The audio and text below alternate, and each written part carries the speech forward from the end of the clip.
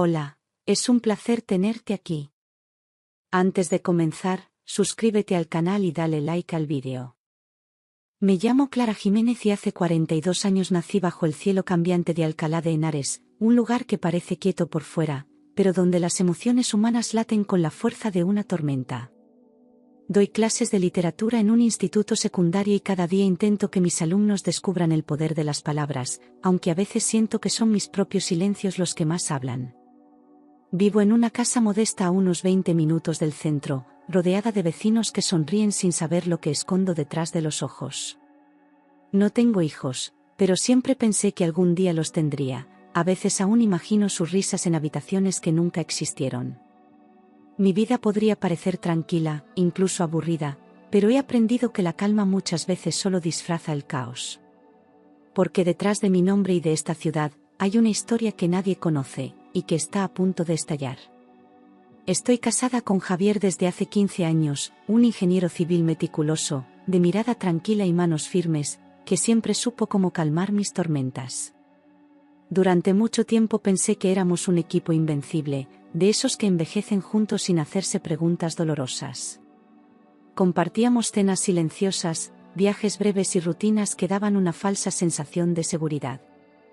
Nunca tuvimos hijos, y aunque al principio lo intentamos, después dejamos de hablar del tema.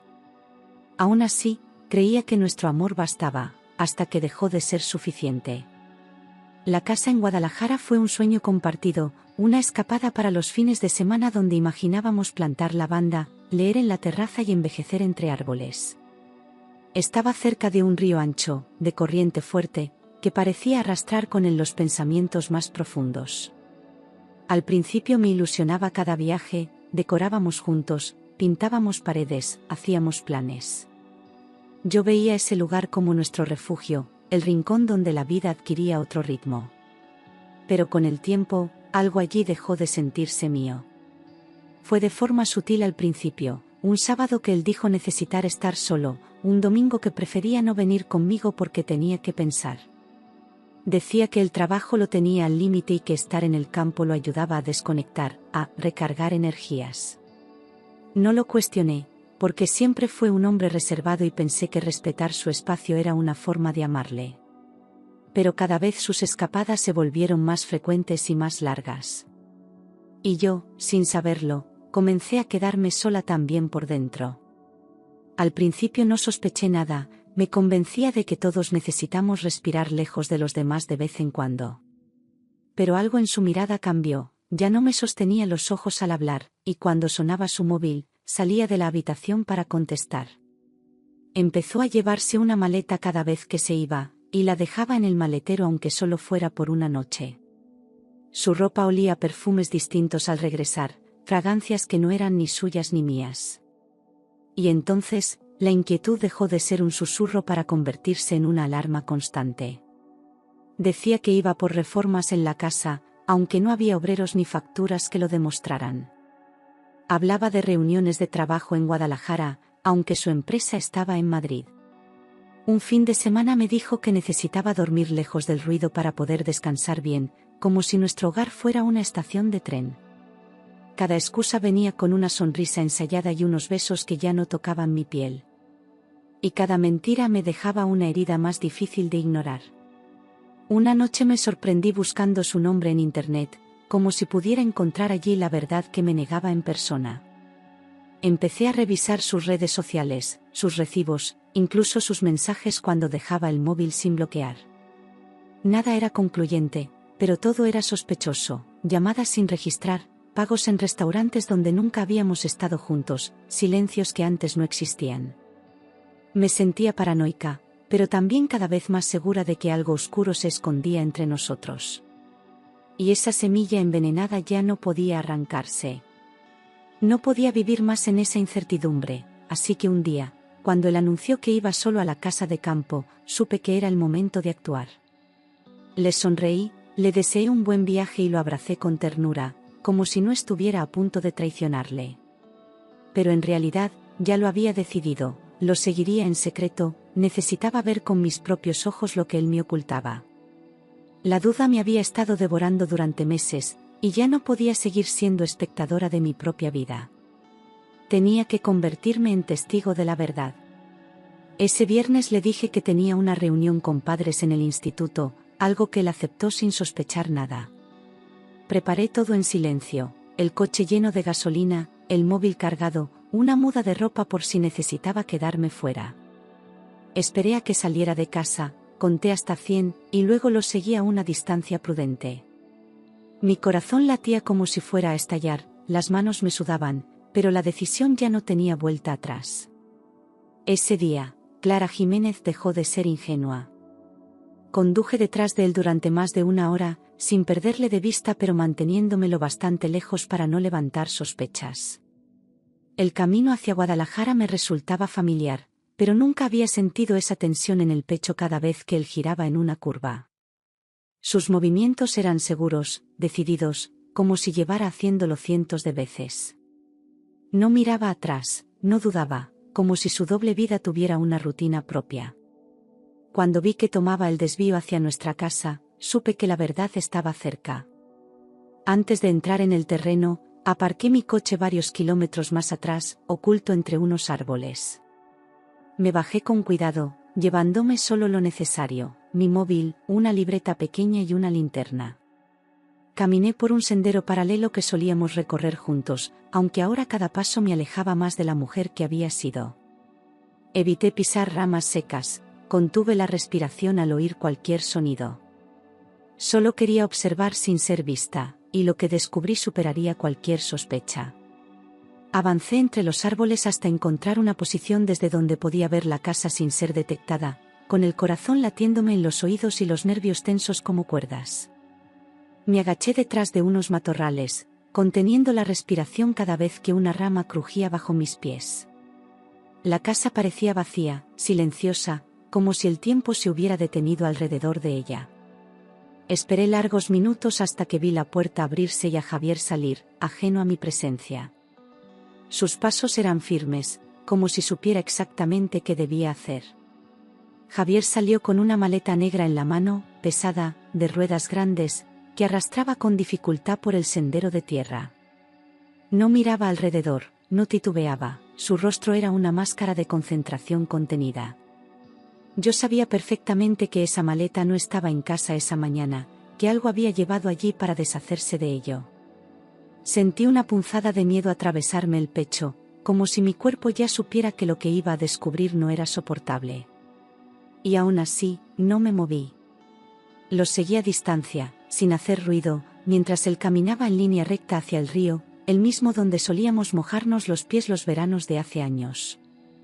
La maleta golpeaba las piedras del camino con un ruido seco, siniestro, que parecía marcar el ritmo de mi angustia. Cuando llegó a la orilla, miró alrededor brevemente, como asegurándose de que nadie lo viera. Yo me agaché aún más, casi enterrada en el suelo, sintiendo como la adrenalina me hacía temblar las piernas. Y entonces, lo vi actuar. Sin dudarlo, levantó la maleta con ambas manos y la lanzó al agua con toda su fuerza, como si llevara dentro algo que le pesara más que el propio cuerpo. El impacto contra la superficie fue sordo, brutal, y durante unos segundos la maleta flotó, girando lentamente. Javier la observó sin moverse, sin una pizca de emoción en su rostro, como si acabara de tirar un objeto inservible. El río empezó a arrastrarla hacia el centro, pero él no apartó la mirada. Yo no podía creer lo que estaba viendo. Se quedó allí, inmóvil, con los brazos colgando a los lados, como si acabara de terminar una tarea pendiente.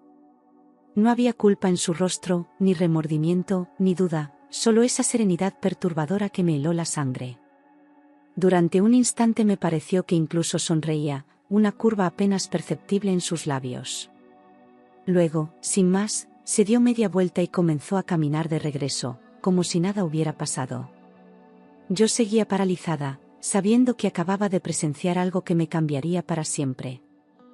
Javier volvió al coche con paso tranquilo, sin mirar atrás, y lo puso en marcha sin prisa, alejándose por el mismo camino por donde había venido. Esperé varios minutos para asegurarme de que no regresaba, mientras el sonido del motor se perdía en la distancia. El silencio volvió a adueñarse del lugar, pero ya no era un silencio pacífico, era denso, cargado de algo siniestro. Me incorporé lentamente, sintiendo que el cuerpo me pesaba como plomo. Algo me decía que no podía marcharme sin saber qué había dentro de esa maleta. Cuando creí que todo había terminado, un ruido apagado emergió del río, un sonido leve, metálico, casi infantil. Me acerqué con cautela y vi que la maleta, en lugar de hundirse por completo, se había quedado flotando cerca de unas rocas, atrapada por la corriente. El sonido venía de su interior, como un eco distante de algo que no debía estar allí. Era como una canción suave, repetitiva, que se filtraba por las cremalleras húmedas. Y ese pequeño detalle fue suficiente para romper mi parálisis. Me quité los zapatos sin pensar, sentí el barro frío entre los dedos y me lancé al agua sin medir el peligro.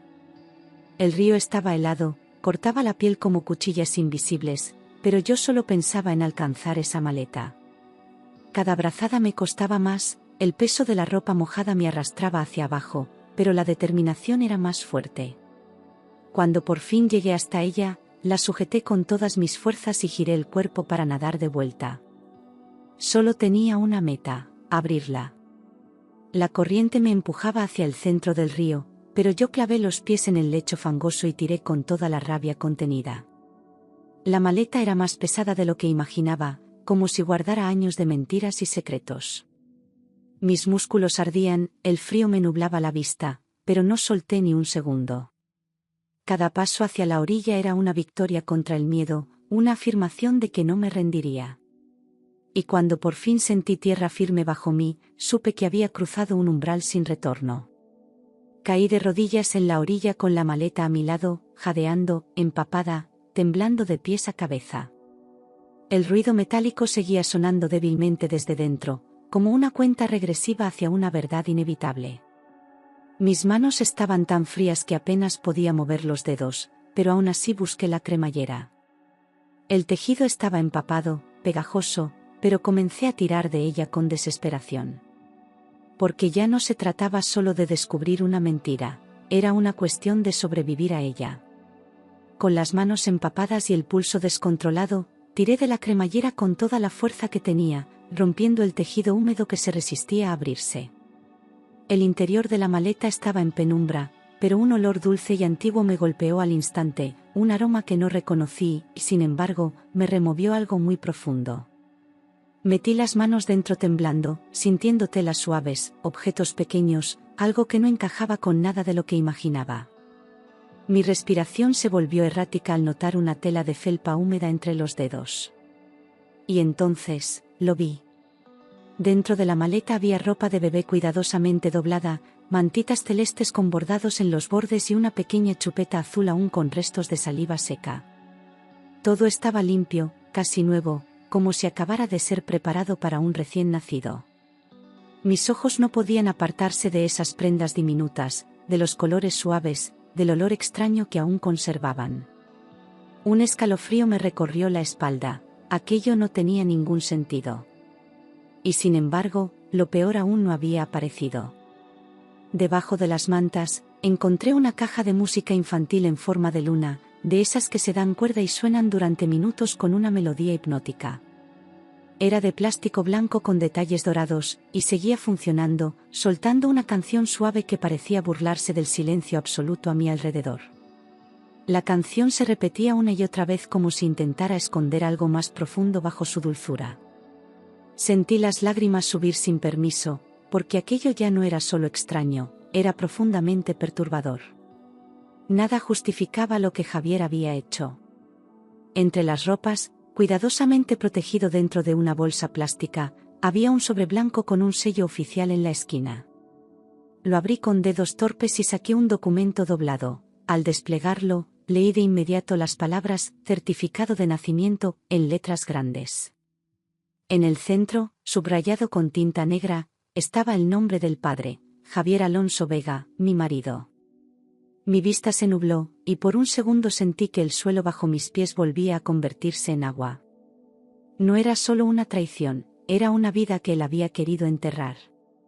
Volví a leer el documento 1, 2, 3 veces, como si con cada lectura la verdad pudiera cambiar, como si en algún punto se revelara que todo era un error. Pero no, el nombre estaba ahí, claro, innegable, y también el de la madre, Laura Gálvez Morales, de 31 años. La fecha de nacimiento del niño era reciente, apenas unos meses atrás. Mi mundo se quebró en silencio mientras sostenía esa hoja como si fuera un arma. El Javier que yo conocía había muerto en ese instante. Me senté en la orilla sin pensar, con los pies aún dentro del río, el cuerpo congelado, los labios morados, la mente completamente en blanco. No podía llorar, no podía gritar, ni siquiera podía odiarle aún. Solo estaba vacía, como si cada pensamiento hubiera sido arrancado de golpe, dejándome solo con el eco de esa melodía infantil resonando en la cabeza. Miré las ropas del bebé, la chupeta, el documento, y no sentí nada. Solo un frío que ya no venía del agua. Minutos después, los pensamientos empezaron a golpearme como olas furiosas. ¿Quién era esa mujer? ¿Desde cuándo lo sabía? ¿Dónde estaba ese niño ahora? ¿Por qué había querido deshacerse de todo? Me abracé a mí misma, sintiéndome ridícula por haber confiado tanto, por no haber sospechado antes. Todo el amor, los años compartidos, las promesas, las noches de silencio, ¿habían sido reales o parte de una mentira bien construida? Lo único que sabía con certeza era que necesitaba respuestas. Ya.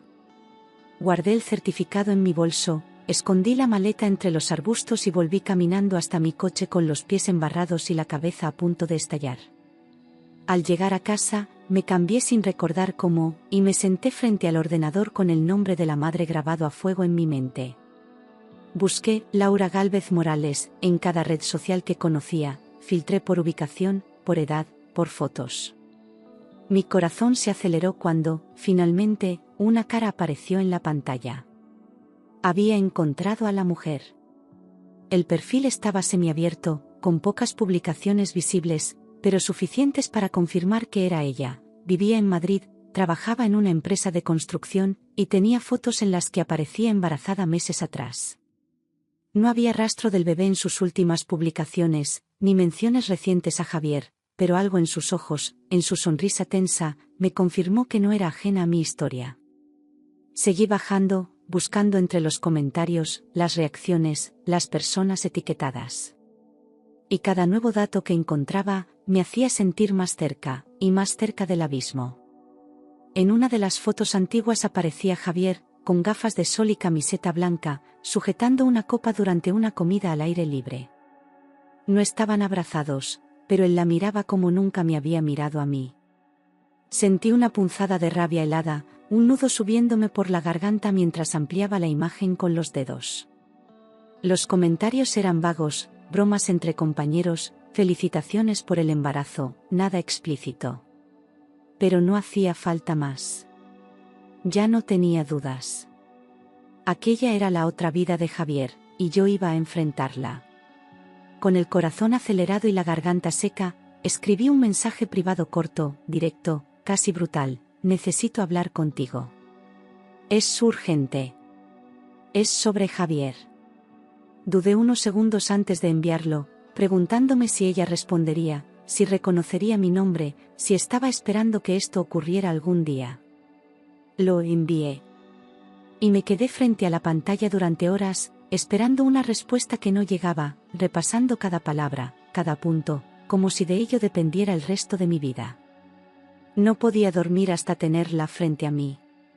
Al día siguiente, justo antes del amanecer, su respuesta llegó: lo siento, ¿quién eres? Contesté sin rodeos: soy la esposa de Javier. Sé todo. Solo quiero hablar. Esta vez su silencio fue más breve. Me escribió que necesitaba pensar, que no sabía si era buena idea, que todo era demasiado. Pero al final, después de casi una hora de mensajes intermitentes, accedió a verme. Quedamos esa misma tarde, en una cafetería discreta del centro. Llovía con fuerza cuando llegué, como si el cielo también quisiera liberar todo lo que yo llevaba dentro. Me senté junto a la ventana y esperé, viendo cómo la gente corría bajo los paraguas, ajenos a la tormenta que yo vivía por dentro. Laura entró con paso tímido, mojada, con la cara pálida y los ojos rojos de haber llorado. Nos miramos en silencio durante varios segundos antes de que ella se sentara frente a mí. No hizo falta presentarse. Ambas sabíamos exactamente quiénes éramos. Empezó a hablar con la voz temblorosa, sin mirarme a los ojos, contándome que conocía perfectamente a Javier desde hacía tiempo, que habían trabajado juntos en varios proyectos. Me dijo que él fue amable desde el principio, atento, diferente de los demás hombres. Poco a poco, las comidas de trabajo se convirtieron en cenas, y las llamadas laborales en mensajes nocturnos. No era mi intención enamorarme, susurró. Pero lo hizo. Y Javier también le prometió cosas que jamás me había prometido a mí. Según sus palabras, llevaban más de un año viéndose a escondidas, encontrándose en hoteles, en la misma casa de campo que él construyó conmigo. Me describió rincones que yo misma había decorado, muebles que elegimos juntos, y no supe si llorar o romper la taza entre mis manos. Me dijo que él le hablaba de sus frustraciones, de un matrimonio frío, vacío, sin amor. Cada palabra era un puñal. Y sin embargo, seguía escuchándola, porque necesitaba llegar hasta el final. Laura se quedó embarazada a los 6 meses de relación, y según ella, fue un accidente que lo cambió todo. Me contó que al principio Javier pareció asustado, que no lo esperaba, pero que luego le dijo que lo aceptaría, que estaría con ella, que se haría cargo del niño. Le prometió que dejaría todo para empezar una nueva vida. Le compró cosas, le habló de nombres, de futuros posibles. Y por un momento, ella creyó que todo era verdad. Sabía que él estaba casado, que yo existía, pero me confesó que se convenció de que Javier me dejaría pronto, que su relación conmigo era una mera formalidad. Quería creer que el amor lo justificaba, dijo, con lágrimas cayéndole por las mejillas. La escuchaba sin interrumpir, conteniendo el temblor en mis labios, el grito en mi garganta. No necesitaba su remordimiento, pero al menos estaba diciendo la verdad. Y eso, por cruel que fuera, me daba algo sólido donde apoyarme. Me pidió perdón sin levantar la mirada, con una sinceridad que me desarmó, porque no era fingida, ni dramática, solo humana. No quise hacerte daño, de verdad.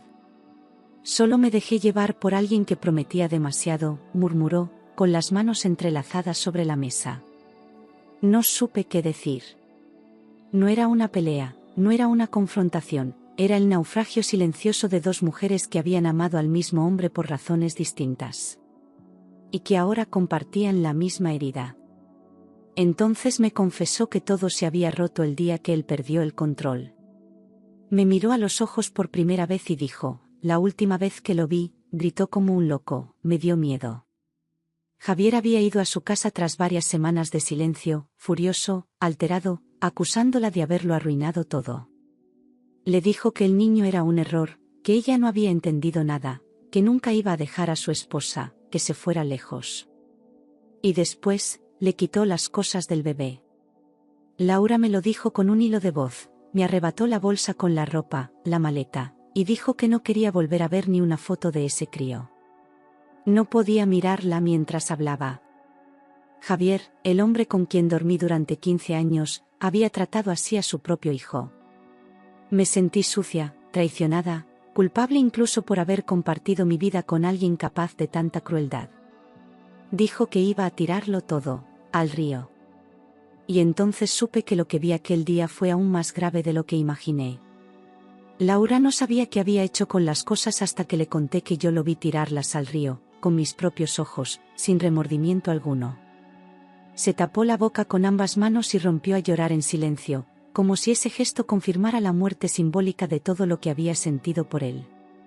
Nos quedamos las dos allí, frente a una taza fría de café, sin saber cómo continuar. Había una maleta, un bebé, una traición, y un hombre que intentó borrar todo.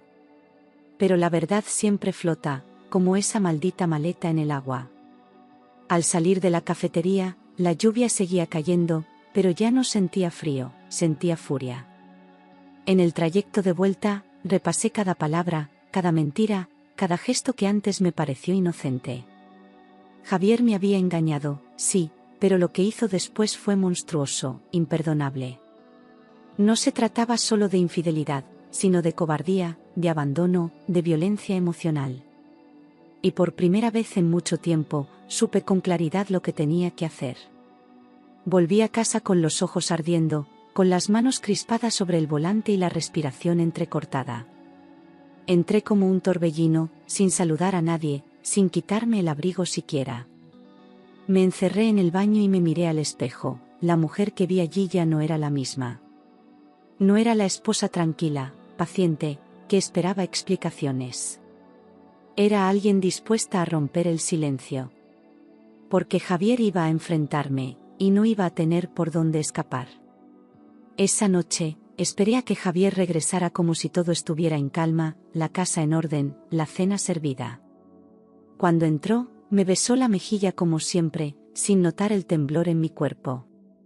Le pregunté cómo había ido el día, le serví vino, y después, cuando ya no esperaba nada, puse la partida de nacimiento sobre la mesa. ¿Quieres explicarme esto?, dije con voz firme. Su cara cambió en un segundo, palideció como si acabara de ver un cadáver. No sé de qué estás hablando, balbuceó, tomando el papel con dedos torpes, fingiendo sorpresa, como si leer su propio nombre en un documento oficial fuera algo nuevo. Me soltó frases vagas, intentó reír, incluso insinuó que debía ser una equivocación o una broma de mal gusto. Pero sus ojos temblaban. Y cada palabra que decía lo hundía más en su propia mentira. Ya no estaba actuando ante una esposa ingenua. Estaba frente a una mujer despierta. Le mostré entonces las fotos, los mensajes que Laura me había reenviado, las capturas de pantalla con sus palabras, las fechas, los lugares. ¿También vas a decir que esto es falso?, pregunté, y por fin vi cómo se rompía esa fachada de seguridad que siempre lo protegió. Se sentó, se cubrió el rostro y no dijo nada durante un largo minuto. Yo no lo presioné. Solo quería verlo enfrentarse a sí mismo, sin disfraces. Porque ya no me servían sus excusas. Cuando levantó la cabeza, sus ojos estaban llenos de lágrimas, pero no de dolor, sino de derrota. Sí, es mío. Todo es verdad. Laura, el niño, todo, dijo en voz baja, sin rodeos. Me contó que al principio pensó que podría manejarlo, que nunca dejaría que una cosa afectara a la otra. Pero la situación lo desbordó, el bebé le generó miedo, culpa, rabia. No supe qué hacer, murmuró. Pero ya era demasiado tarde para lamentos. Me pidió perdón una y otra vez, con las manos juntas como si rezara, jurando que me amaba, que había cometido el peor error de su vida. Me prometió que cambiaría, que asumiría la responsabilidad del niño, que reconstruiríamos todo desde cero. Pero yo ya no era la misma mujer que se callaba ante sus ausencias. Lo miré en silencio, sintiendo solo vacío. Porque no se puede reconstruir sobre ruinas quemadas. Me levanté despacio, recogí mis llaves y le dije sin titubear, nuestro matrimonio ha terminado, Javier. No gritamos, no discutimos, no hicimos drama. Fue una sentencia fría, definitiva, pronunciada con la dignidad de quien ya no necesita justificar su dolor. Él intentó detenerme, pero su mano no llegó a tocarme. Cerré la puerta tras de mí, y con ella, cerré también una vida de mentiras. En las semanas siguientes, inicié el proceso legal con calma, sin rabia, sin escándalos, solo con la certeza de que merecía algo mejor. Javier intentó alargar los trámites, convencerme de hablar, de reconsiderar, pero ya no quedaba nada que discutir. No asistió a la última audiencia, como un cobarde que huye de sus propias consecuencias. Firmé los papeles sin temblar. Y al salir del juzgado, respiré por primera vez como una mujer libre. Después del divorcio, empaqué mi vida en pocas cajas y me mudé a otra ciudad sin mirar atrás, dejando la casa, los recuerdos y cada sombra de lo que alguna vez fui. Alquilé un pequeño piso cerca del centro, donde no conocía a nadie y nadie me conocía a mí, y eso era precisamente lo que necesitaba. Dormía poco, hablaba lo justo, y cada día me reconstruía en silencio, ladrillo a ladrillo. No había rencor, solo una profunda determinación de volver a empezar. A veces el dolor es el único impulso verdadero hacia la libertad. conseguí trabajo en una academia de idiomas, al principio como sustituta, luego como fija, y poco a poco fui ganando confianza, respeto y un nuevo espacio en el mundo. Las mañanas eran largas, las tardes aún más, pero ocupaban mi mente, me alejaban del pasado. Redecoré mi nuevo hogar con plantas, libros y música, sin dejar huecos vacíos para nadie más. Empecé a caminar por las tardes, a mirar los escaparates, a reírme sola de cosas pequeñas. Cada día dolía menos. Cada día pesaba menos. Laura, por su parte, desapareció de redes sociales durante un tiempo y supe que había tenido que marcharse del trabajo donde ambos coincidían. Me escribió un mensaje corto meses después, contándome que estaba viviendo en un piso compartido, con el niño, haciendo lo que podía. Nunca volvió a pedirme perdón, ni lo necesitaba. Entre nosotras quedó un silencio respetuoso, casi solidario, como el que se forma entre dos supervivientes del mismo incendio. Ambas estábamos vivas, pero marcadas para siempre. Javier nunca reclamó derechos sobre el niño, ni mostró intención alguna de conocerlo o sostenerlo emocionalmente. Según Laura, apenas respondió a sus mensajes, y cuando lo hizo, fue solo para decir que no se sentía preparado para ser padre. No pidió fotos, no preguntó por su salud, no ofreció ayuda económica. Se borró por completo, como si el bebé fuera un error que podía eliminar con la distancia. Y eso, más que su traición hacia mí, fue lo que confirmó su verdadera esencia. Laura tuvo que aceptar un trabajo con la mitad del sueldo, en una tienda de barrio, haciendo turnos interminables para poder pagar la guardería. Me la crucé una vez por casualidad, meses después, empujando un cochecito con ojeras profundas y una mirada cansada, pero serena. No hablamos. Nos saludamos con un gesto leve, suficiente. Entendí que cada una había tomado su camino, pero compartíamos una herida abierta. Ella había sido engañada. Yo también. Pero ninguna de las dos se dejó destruir. Supe por conocidos que Javier había sido despedido por mala conducta en su empresa, que ya nadie quería trabajar con él, que sus días de prestigio habían quedado atrás. Algunos dijeron que bebía más de la cuenta, que se había vuelto huraño, que vivía solo y sin rumbo. No sentí placer al escucharlo, solo una tristeza amarga, como cuando ves caer a alguien que ya no reconoces. Él se había destruido solo, con cada decisión, con cada mentira. No necesitaba mi castigo, ya tenía el suyo. Laura, después de insistir sin respuesta, tuvo que denunciarlo por impago de manutención, algo que jamás pensó que tendría que hacer. Fue un proceso lento, doloroso, lleno de trabas, pero al final la justicia le dio la razón.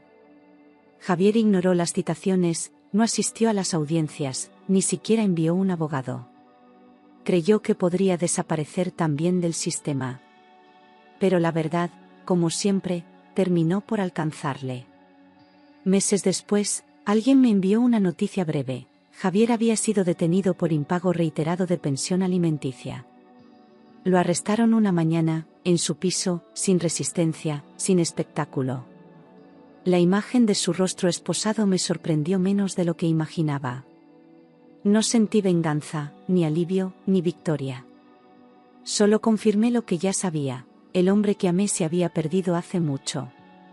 Con el tiempo, dejé de pensar en Javier como alguien que fue parte de mi historia y empecé a verlo como un capítulo que terminó.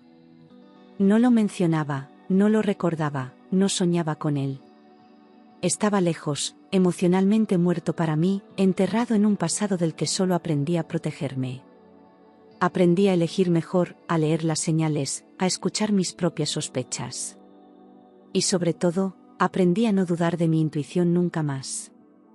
Pasaron 10 años desde aquella noche en la que todo estalló, 10 años en los que elegí la soledad antes que otra mentira disfrazada de amor. Hubo hombres, sí, pero ninguno cruzó más allá de la superficie, porque yo no lo permití. Me volví más fuerte, más reservada, más mía. No necesitaba que nadie completara mi vida, yo la había reconstruido con mis propias manos. Y en ese silencio elegido, aprendí a respirar sin miedo. Una mañana cualquiera, en una librería de segunda mano, tropecé, literalmente, con un hombre que buscaba el mismo libro que yo. Su nombre era Alejandro, viudo desde hacía años, con una voz serena y unos ojos que no necesitaban adornos para transmitir calma. Nos reímos del accidente, hablamos de literatura, y al despedirnos, me sentí liviana por primera vez en mucho tiempo. No era una chispa ni una promesa, era paz. Y en ese momento, supe que algo había cambiado en mí. Con el tiempo, Alejandro se volvió una presencia constante, respetuosa, alguien que no invadía pero tampoco huía. No preguntaba por mi pasado, pero me escuchaba cuando decidía contarlo. Nunca me hizo sentir menos por haber amado mal antes. Me mostró que el amor no debía doler, ni desgastar, ni exigir máscaras. Y yo, que juré no abrir más mi corazón, terminé encontrando en él un refugio inesperado. Nos casamos en una ceremonia íntima, sin alardes, rodeados solo de quienes de verdad habían estado en nuestras vidas en los momentos oscuros. Vivíamos con sencillez, sin promesas eternas, pero con una presencia diaria que valía más que cualquier juramento. No había fantasmas en nuestra cama, ni secretos en los cajones. Solo dos personas maduras que se elegían cada día. Y por fin, sentí que la vida me sonreía con justicia. Hoy, cuando miro atrás, no siento odio por Javier ni tristeza por el tiempo perdido. Siento gratitud por haber sobrevivido, por no haberme convertido en lo que él fue, por haber encontrado fuerza en mi propio dolor. Todo lo que me rompió también me enseñó a reconstruirme. Y aunque la herida dejó cicatriz, ya no duele. Porque he aprendido que el verdadero final feliz no es olvidar, es sanar. Un día, mientras caminaba por el parque con Alejandro, vi a Laura sentada en un banco, leyendo mientras su hijo jugaba cerca. Nos miramos y sonreímos con una complicidad silenciosa, sin rencor, sin pasado entre nosotras. El niño, alto, con la misma expresión seria de Javier, corrió hacia ella y la abrazó con fuerza. Me sorprendió una lágrima cayendo sin aviso. Era la vida mostrando que, pese a todo, habíamos seguido adelante. No le debía perdón a Javier, pero sí a mí misma, por los años que pasé negándome la verdad. Me senté una tarde frente al río donde todo empezó y dije en voz alta, te dejo ir. No fue un acto simbólico, fue una liberación real, una despedida del dolor. Y al levantarme, sentí que el aire era distinto. Había perdonado, no para él, sino para mí. Nunca fui madre, y durante años esa ausencia fue un eco doloroso en los rincones de mi casa. Pero con el tiempo, entendí que la maternidad también puede vivirse en forma de guía, de cuidado, de acompañamiento. Fui mentora de jóvenes, orientadora de alumnas perdidas, y en sus ojos encontré una ternura que no esperaba. La vida me dio otro tipo de hijos. Y eso también me completó. Escribí todo lo vivido en un cuaderno azul que guardo en mi mesilla, no para revivir el pasado, sino para recordar que sobreviví a él. Lo he compartido con mujeres que necesitan fuerza, que temen abrir los ojos, que dudan de sí mismas. Mi historia no es excepcional. Es la de muchas. Pero contada en voz alta, se convierte en un faro. Y eso me honra. Ahora vivo rodeada de libros, plantas y silencio. Alejandro cocina los domingos, yo leo en el jardín, y a veces viajamos sin rumbo fijo. No necesito grandes cosas. Solo esta tranquilidad profunda que me abraza cada noche y me despierta cada mañana sin sobresaltos. La paz no llegó de golpe, pero llegó. Y eso, después de tanto, es el verdadero milagro.